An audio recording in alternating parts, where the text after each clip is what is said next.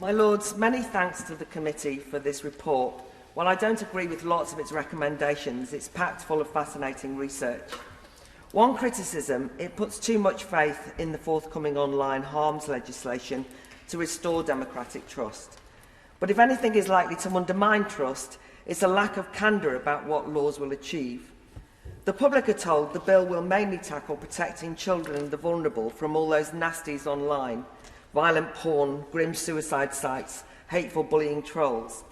If only the bill focused its attention on targeted, creative solutions to those issues, I'd be less concerned. And on that, I'd like to record my support for Lady Kidron's determined efforts to fast-track statutory age assurance. I hope the Minister will confirm the Government's backing for this robust quality child protection model that crucially protects the right to privacy. But in reality, this report and the bill is much broader and will affect adults. And I fear, in the name of protecting adults from what's called legal but harmful online content, freedom of speech will be curtailed and democratic debate undermined. Today I want to explore the chilling effect of identifying misinformation as a chief culprit in damaging trust.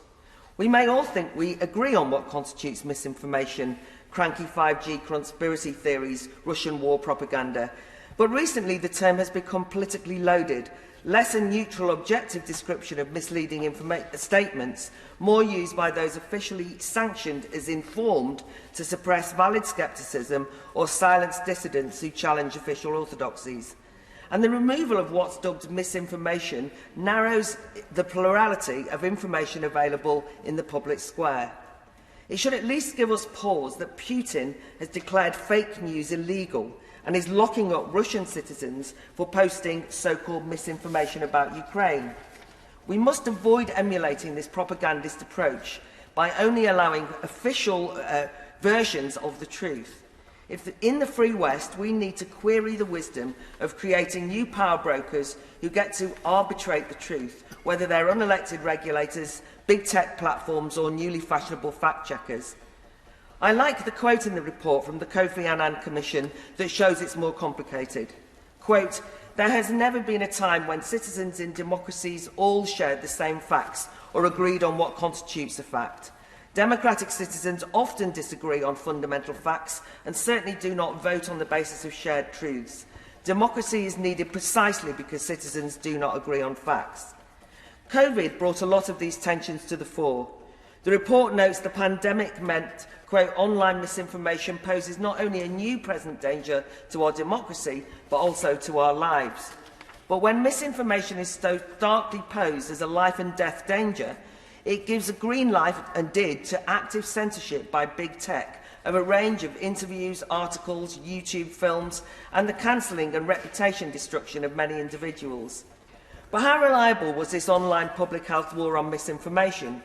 For example, the report congratulates government statisticians for their high-quality statistics that help the public scrutinise policy.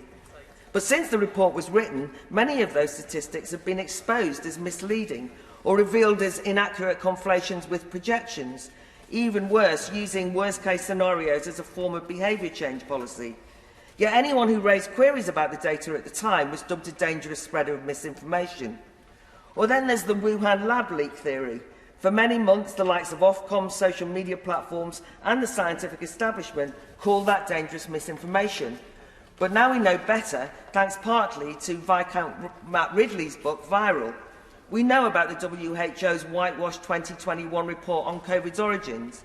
We've read the emails between the Wellcome Trust, Sir Jeremy Farrar and Dr Ron Fauci admitting the leak was plausible, but if known publicly might harm science, so it was suppressed. Yet even now, none of this is dubbed misinformation. These double standards and the censorship of material branded misinformation is actually contributing to a climate of mistrust. People say, why was it removed? What have they got to hide? And there's growing cynicism about the motives of those in power to decide what is the truth and what the public are allowed to see, hear and say. I turn all this on its head. If there's a trust deficit, perhaps it's a top-down loss of trust in the public and the default assumption that the public are hapless and hopeless citizens, easily duped by malevolent agendas, passively imbibing what they see and read uncritically, incapable of evaluating information. So I'd urge the committee and the government to rediscover earlier optimism and focus on technology as a democratising force. As the report notes, anyone with a mobile phone has a printing press and a broadcasting station and a library in their pockets, and that allows the previously marginalised to challenge traditional gatekeepers. Let's be careful that a moral panic about misinformation doesn't create a new cast of censorious gatekeepers at the expense of trust in the public and at the expense of free speech.